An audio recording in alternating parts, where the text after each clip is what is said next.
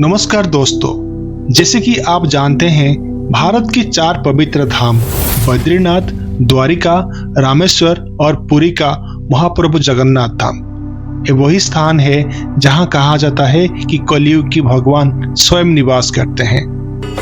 यहाँ भगवान को सिर्फ पूजा की मूर्ति में नहीं बल्कि जीवंत भगवान माना जाता है। आज की ये डॉक्यूमेंट्री समर्पित है जीवंत भगवान महाप्रभु जगन्नाथ को और उनसे जुड़ी हर रहस्य, परंपरा और संस्कृति को जिन पर सदियों से दुनिया हैरान है। इस डॉक्यूमेंट्री को हमने गहरी रिसर्च के साथ आपके लिए तैयार किए हैं ताकि आप जगन्नाथ संस्कृति को सिर्फ सुने नहीं, महसूस भी कर सकें। हाँ, ये वीडियो थोड़ी सी लंबी जरूर होगी लेकिन आपको वो ज्ञान देगी जो आमतौर पर कहीं सुनने को नहीं मिलता। भगवान जगन्नाथ से जुड़े हर रहस्य जिन्हें सुलझने के लिए साइंस और साइंटिस्ट भी आज तक पूरी तरह से सफल नहीं हो पाया, इस तरह की डॉक्यूमेंट्री आपको बार बार नहीं मिलेगी। तो चलिए इस अद्भुत और रहस्यमय यात्रा की शुरुआत करते हैं, क्योंकि भगवान जगन्नाथ की सभी रिचुअल्स बिल्कुल एक जीवंत मानव की तरह होते हैं, जहां जागना, भोजन करना, विश्राम और यात्रा है। और जैसे कि आप जानते हैं कि समय के 4 युग होते हैं, सत्य युग, त्रेता युग, द्वापर युग और कलयुग। हमारी आज की अद्भुत कहानी शुरू होती है द्वापर युग से। महाभारत की युद्ध के बाद जब धर्म की स्थापना हो चुकी थी तब योगेश्वर श्री कृष्ण ने यह स्वीकार कर लिया कि पृथ्वी पर उनका अवतार का कार्य अब पूर्ण हो चुकी है। द्वारिका छोड़कर श्री कृष्ण गुजरात की भालुका तीर्थ, जिसे हम प्रभास क्षेत्र कहते हैं, वहां पहुंचे। वहां पीपल के पेड़ के नीचे ध्यानस्थ होकर भगवान विश्राम कर रहे थे और ठीक उसी समय शिकारी जारा ने उनका चरण को हिरण समझ के बाण चला दिया। शास्त्र के अनुसार ये कोई दुर्घटना नहीं थी बल्कि पूर्व नित्य कर्म की पूर्णता थी। सत्य जानकर शिकारी शोक से डूब गया। तब श्री कृष्ण ने उसे क्षमा कर दी क्योंकि एक खंड पहले से ही निर्धारित था। उसी स्थल पर श्री कृष्ण ने अपने योग के बल से अपना देह को त्याग किया। जो पंचु पांडव ने उनकी अंतिम संस्कार किया तो श्री कृष्ण का पूरा शरीर अग्नि में भस्म हो गया, लेकिन उनका हृदय वैसे ही रह गया। उस पवित्र हृदय को समुद्र में प्रभावित कर दिया गया ताकि वो प्रकृति और ईश्वर की इच्छा पर छोड़ दिया जाए। दोस्तों, इस कहानी को हम कुछ पलों के लिए यहीं विराम देते हैं और अब अपनी यात्रा आगे बढ़ाते हुए नीलमाधव की ओर चलते हैं। समय बीतता है, द्वारिका समुद्र में समा जाती है, लेकिन श्री कृष्ण का स्मृति समाप्त नहीं होती। मालवा के राजा इंद्रदम्न एक महान विष्णु भक्त थे। उनको स्वप्न में संकेत मिलता है कि श्री कृष्ण किसी अन्य रूप में किसी एक वन में पूजे जा रहे हैं। वो स्वरूप था नीलमाधव। नीलमाधव कौन थे? नीलमाधव दरअसल श्री कृष्ण का ही एक आदिवासी स्वरूप था, जिनका पूजा ओडिशा की सुदूर वन क्षेत्र में सबर जनजाति करती थी। राजा इंद्रदम्न अपने विद्वान ब्राह्मण विद्यापति को खोज पर भेजते हैं। विद्यापति की यात्रा आसान नहीं थी। वन, पहाड़, जनजातियां और अनेक रहस्य। खोज के दौरान विद्यापति की भेंट सबर राजा विश्ववसु से होती है। लोक कथाओं के अनुसार विश्ववसु की पुत्री ललिता से विद्यापति का विवाह होता है। इस संबंध के माध्यम से विद्यापति को नीलमाधव का दर्शन प्राप्त होता है। कुछ दिनों के बाद चतुराई और भक्ति के सहारे विद्यापति नीलमाधव का रहस्य को राजा इंद्रदम्न तक पहुंचाते हैं। उसके बाद राजा इंद्रदम्न स्वयं नीलमाधव के दर्शन के लिए निकल पड़ते हैं, लेकिन जब वे वो गोपनीय वन क्षेत्र तक पहुंचते हैं तब नीलमाधव अंतर्ध्यान हो चुके होते हैं। केवल शून्य और सन्नाटा रह जाता है। उसी स्थल पर राजा को आकाशवाणी सुनाई देता है, भगवान अब नीलमाधव की इस रूप में दर्शन नहीं देंगे बल्कि एक नए स्वरूप में प्रकट होंगे। राजा को आदेश मिलता है कि वे समुद्र तट पर प्रतीक्षा करें। एक पवित्र लकड़ी समुद्र में बहता हुआ आएगा और उसमें से ही नीलमाधव का नया स्वरूप का निर्माण होगा। कुछ दिनों की प्रतीक्षा के बाद समुद्र से एक दिव्य दारू ब्रह्म प्रकट होता है, एक पवित्र लकड़ी का अद्भुत रूप जिसमें स्वयं श्री कृष्ण का हृदय लीन माना जाता है। इस पवित्र लकड़ी को राजप्रसाद ले जाया जाता है। राजा इंद्रद्युम्न कारीगरों को आदेश देते हैं कि इस लकड़ी से भगवान का स्वरूप बनाया जाए, लेकिन कोई भी कारीगर उस पवित्र लकड़ी को काट नहीं पाता। राजा चिंतित हो जाते हैं। तब एक दिन एक बूढ़े ब्राह्मण राज दरबार में आते हैं और कहते हैं कि वे पवित्र लकड़ी से भगवान का स्वरूप बना सकते हैं, पर उनकी एक शर्त होती है। मूर्ति निर्माण के लिए उनको एक बंद कमरा चाहिए जहां दरवाजा और खिड़कियां पूरी तरह बंद रहेगी। उन्हें मूर्ति बनाने के लिए 21 दिन का समय चाहिए होगा और इस अवधि के दौरान किसी को भी उस दरवाजा खोलने का अनुमति नहीं होगी। उसके बाद सारे आवश्यक सामान के साथ बूढ़े ब्राह्मण को उस बंद कमरे में प्रवेश करा दिया जाता है। कुछ दिनों के बाद अंदर से मूर्ति बनाने की आवाज आना बंद हो जाता है। रानी चिंतित हो उठती है। उनको भय है कहीं वो बूढ़े ब्राह्मण बिना भोजन और जल में मृत्यु को प्राप्त ना हो जाए। उनके आग्रह पर राजा विवश होकर दरवाजा खोल देते हैं। दरवाजा खोलते ही जो दृश्य सामने आता है वो अविश्वसनीय होता है। भगवान जगन्नाथ, बलभद्र और माता सुभद्रा की मूर्तियां अधूरी होते हैं, न पूर्ण हाथ न पूर्ण पैर, और वो बूढ़ा ब्राह्मण भी अदृश्य हो चुके होते हैं। माना जाता है कि वो बूढ़ा ब्राह्मण स्वयं विश्वकर्मा थे। तो दोस्तों, क्या यह गलती थी? नहीं, यही पूर्णता थी। यही संदेश था, भगवान रूप में नहीं भावना में पूर्ण होते हैं। सभी शोक और विस्मय से भर उठते हैं और उसी दिन से यही मूर्तियां इसी स्वरूप में पुरी के जगन्नाथ मंदिर में पूजी जा रहे हैं। आदि शंकराचार्य ने भारत की आध्यात्मिक एकता के लिए 4 धाम की स्थापना की। बद्रीनाथ उत्तर में, रामेश्वरम दक्षिण में, द्वारका पश्चिम में और पुरी पूर्व में। पुरी को पूर्व का द्वार माना जाता है। यहीं से आध्यात्मिक यात्रा का आरंभ होता है। पुरी का जगन्नाथ मंदिर केवल एक धार्मिक स्थल नहीं, बल्कि भव्य संरचना, अद्भुत विज्ञान और गहरी परंपरा का संगम है। इस मंदिर से जुड़े कोई ऐसे रहस्य हैं जो आज भी मानव बुद्धि और वैज्ञानिक सोच को चुनौती देते हैं। आइए मंदिर की उस बनावट और रहस्यमय परंपरा का समझते हैं जिन्होंने जगन्नाथ मंदिर को पूरे विश्व में विशेष बना दिया। मंदिर का ध्वज हमेशा हवा का विपरीत दिशा में लहराता है। कैसे संभव है? आइए समझते हैं। जगन्नाथ मंदिर के शिखर पर स्थित ध्वज को लेकर माना जाता है कि वो हमेशा हवा की विपरीत दिशा में लहराता है। स्थानीय लोग इसे दैविक चमत्कार मानते हैं, जबकि कुछ विद्वान इसके पीछे मंदिर की ऊंची संरचना, शिखर की आकृति और समुद्री हवाओं के प्रभाव को कारण दर्शाते हैं। फिर भी सदियों से ये परंपरा भक्तों के लिए विष्णु की सर्वशक्ति होने का माना जाता है। दोस्तों, पुरी जगन्नाथ मंदिर में ध्वज बदलने का परंपरा भी अपूर्व है। आइए जानते हैं। मंदिर के शिखर पर लहराने वाला ध्वज हर दिन सूर्यास्त से पहले अवश्य बदला जाता है। मान्यता है कि अगर किसी दिन ध्वज ना बदल जाए तो मंदिर 18 वर्षों के अशुद्ध काल में प्रवेश कर सकता है। इस कारण ये परंपरा बहुत ही कठोर नियमों के साथ निभाया जाता है। ध्वज बदलने का कार्य चलिया सेवायत करते हैं। वे बिना किसी सुरक्षा उपकरण के लगभग 214 फीट ऊंचे शिखर पर नंगे पैर चढ़ते हैं। ये कार्य अत्यंत जोखिम भरा होता है, फिर भी सदियों से निरंतर जारी है। ध्वज को ऊपर ले जाकर सुदर्शन चक्र के निकट बांधा जाता है। ये पूरी सेवा पूर्ण श्रद्धा, एकाग्रता और मौन के साथ की जाती है। इस सेवा को केवल साहस नहीं बल्कि भगवान जगन्नाथ की परम सेवा माना जाता है। पुरी के जगन्नाथ मंदिर के शिखर पर स्थित सुदर्शन चक्र का एक अनोखा रहस्य है। उसे मंदिर के किसी भी दिशा से देखा जाए वो हमेशा भक्त की तरफ सामने ही दिखता है।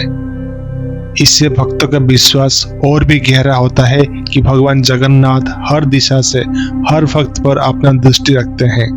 वैज्ञानिक दृष्टि से इसका कारण मंदिर के शिखर के आकार और चक्र की गोलाई हो सकती है, लेकिन भक्त के लिए ये दैवी चमत्कार और भगवान की कृपा का प्रतीक है। ये सुदर्शन चक्र न केवल मंदिर का शोभा बढ़ाता है, बल्कि भक्त को लगातार भगवान की उपस्थिति और सुरक्षा का एहसास दिलाता है। पुरी की जगन्नाथ मंदिर का महाप्रसाद मिट्टी के बर्तन में और लकड़ी की आग पर बनाया जाता है। इसमें 7 बर्तन एक के ऊपर एक रखकर पकाया जाता है, और सबसे खास बात यह है कि सबसे ऊपर वाला बर्तन का प्रसाद पहले पकता है। महाप्रसाद सभी जातियों के लोगों के लिए समान रूप से अवेलेबल है, जो इसे भगवान का आशीर्वाद मानते हैं। इसमें खिचड़ी, दाल, सब्जियां और मिठाइयां शामिल होते हैं। महाप्रसाद के लिए कोई भी आधुनिक उपकरण का उपयोग नहीं होता, और सबसे बड़ी बात, नमक का भी इस्तेमाल नहीं किया जाता। रसोई के लिए रसोई घर के प्रांगण का लग के एक कुआं लगाया गया है। इस कुएं का पानी से रसोई का काम होता है, जो इस पवित्र भोजन की परंपरा और शुद्धता को बनाए रखता है। माना जाता है कि महाप्रसाद बनाने के समय माता लक्ष्मी भिन्न रूप में रसोई घर में उपस्थित होते हैं और रसियों को निर्देश और मार्गदर्शन देते हैं। महाप्रसाद हजार लोगों के लिए बनाया जाता है, लेकिन कभी कम या अधिक बना हुआ आप नहीं सुनेंगे।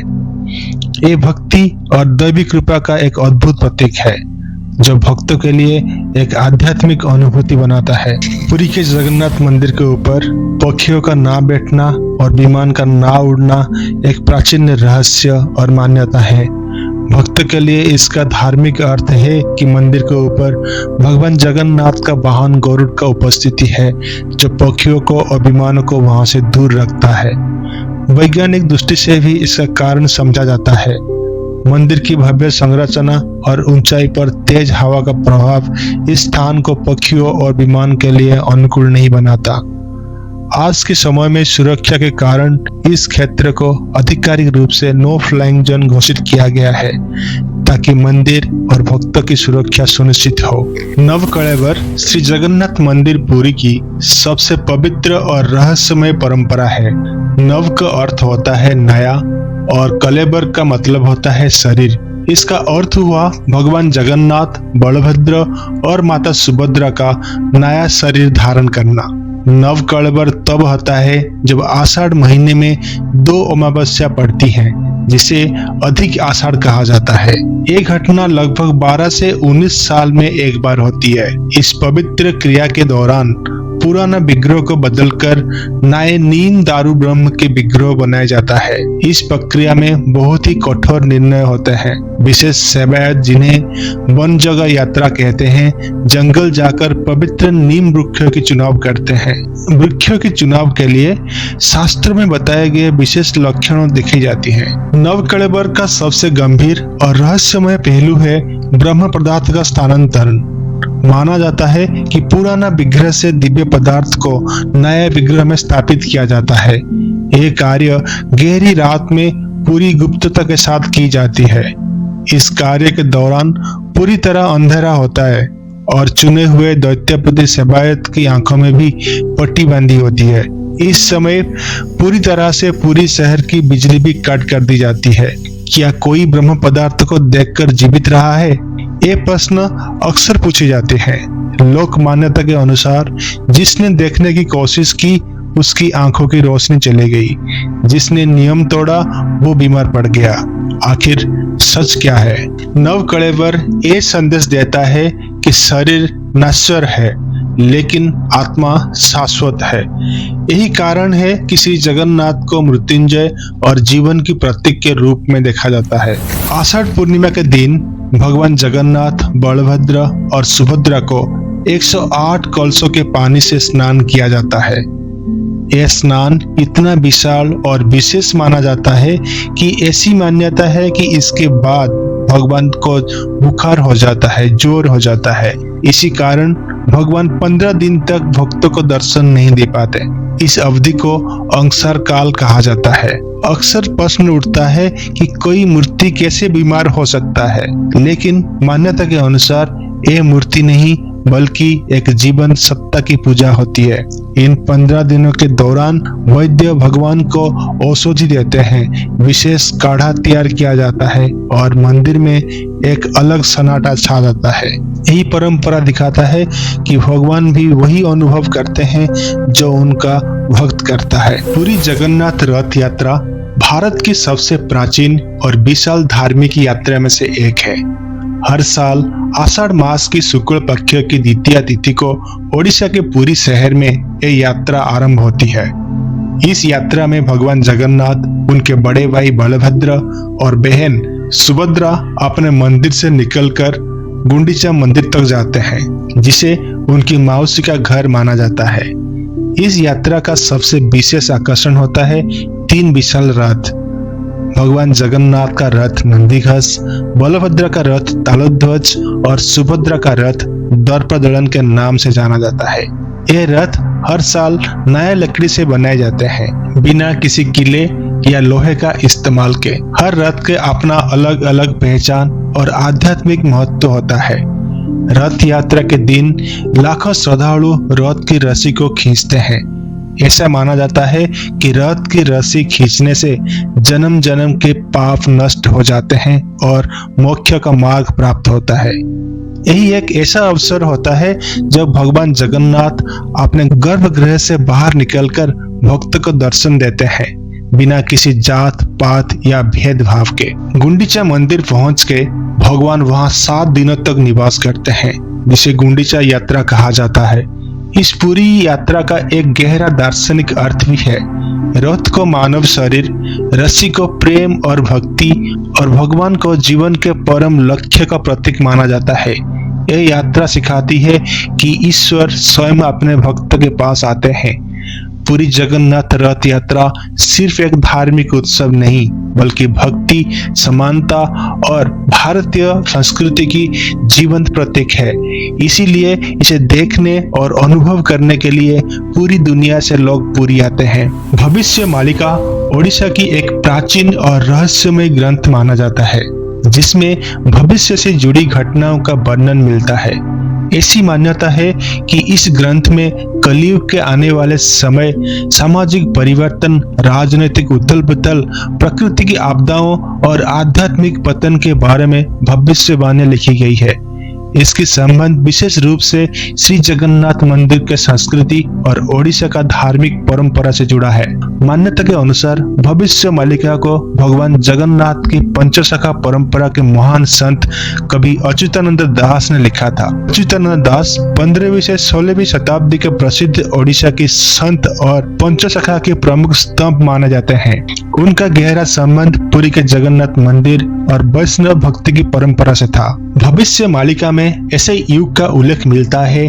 नाना रोगो आसिबो गोटे बड़ व्याधि, लोके घरे रहिबे केही बाहर को जीवे नहीं, जहां एक अदृश्य रोग पूरे विश्व में फैल जाएगा। घटना के अनुसार लोग एक दूसरे से दूर रह जाएंगे, भय और असहायता का माहौल होगा, मंदिर और धार्मिक स्थल सुनसान हो जाएंगे और मानव अपने कर्मों का परिणाम को भुगतेगा। इसी कारण आज के समय में कोई भक्त और विद्वान इस वर्णन को कोविड जैसे महामारी से जोड़ते हैं। भविष्य मालिका के अनुसार जब कलयुग अपनी चरम सीमा पर पहुंच जाएगा, जब अधर्म, अन्याय और हिंसा अपनी सीमा पार कर लेगा, तब भगवान जगन्नाथ कल्कि अवतार के रूप में प्रकट होंगे। इसमें लिखा गया, कला धड़ा घोड़ा चढ़ी भगवान जगन्नाथ आउ बलभद्र आसिबे, 12 खंडा आनिबे, अधर्मर संहार करिबे। मान्यता है कि जगन्नाथ ही विष्णु की साक्षात रूप और कल्कि उनका अंतिम अवतार होगा। इस अवतार का उद्देश्य किसी एक व्यक्ति या धर्म के खिलाफ नहीं, बल्कि अधर्म, पाप और अत्याचार के विनाश के लिए होगा। ग्रंथ के अनुसार कल्कि भगवान असुर प्रवृत्ति के शासकों का संहार करेंगे, धर्म की पुनर्स्थापना करेंगे और सत्य युग का आरंभ होगा। इसी दौरान जो लोग भक्ति, सत्य और दया के मार्ग पर चलेंगे, उनकी रक्षा स्वयं भगवान करेंगे। जगन्नाथ मंदिर का प्रवेश नियम हमेशा कठोर रहे हैं। आज भी मंदिर के मुख्य गर्भगृह में प्रवेश के लिए सिर्फ हिंदू धर्म के अनुयायियों की ही अनुमति है। मंदिर के मुख्य द्वार पर लिखा है, only Hindus are allowed inside the temple. इतिहास में ऐसे कई प्रसंग हैं जब कुछ विशेष व्यक्ति को भी प्रवेश के लिए रोका गया था। 1934 में महात्मा गांधी जब वे दलित, मुस्लिम और क्रिश्चियन अनुयायी के साथ मंदिर में प्रवेश करना चाहते थे, उन्हें अनुमति नहीं दी गई और उन्होंने सिंह द्वार पर धरना दिया और हरिजन पदयात्रा शुरू की थी। 1984 में तत्कालीन प्रधानमंत्री इंदिरा गांधी को भी मंदिर के अंदर प्रवेश के लिए रोका गया था, क्योंकि उनकी शादी एक नॉन हिंदू से हुई थी। उन्हें रघुनंदन लाइब्रेरी से दर्शन करना पड़ा। 2005 में थाई प्रिंसेस और 2006 में स्विस डोनर को भी धर्म के कारण मंदिर में प्रवेश करने के लिए नहीं दिया गया था। इन प्रतिबंधों का मुख्य कारण मंदिर के धार्मिक निर्णय और पवित्रता से जुड़ा है, जो सदियों से चलता आ रहा है। कुछ इतिहासकार मानते हैं कि पुराना समय में मंदिर पर कई बार हमला और लूटपाट होने के कारण यह निर्णय और भी मजबूत कर दी गई है। आज भी मंदिर के मुख्य प्रवेश में सिर्फ हिंदू धर्म के अनुयायी ही अंदर जा सकते हैं। अन्य धर्मों का श्रद्धालु मंदिर के बाहर या पतितपावन द्वार या आसपास से दर्शन कर सकते हैं, जो कि इतिहास और वर्तमान दोनों नियमों के अनुकूल है। दोस्तों, अब मैं आपको जगन्नाथ मंदिर के बारे में जुड़े कुछ महत्वपूर्ण तथ्य बताऊंगा।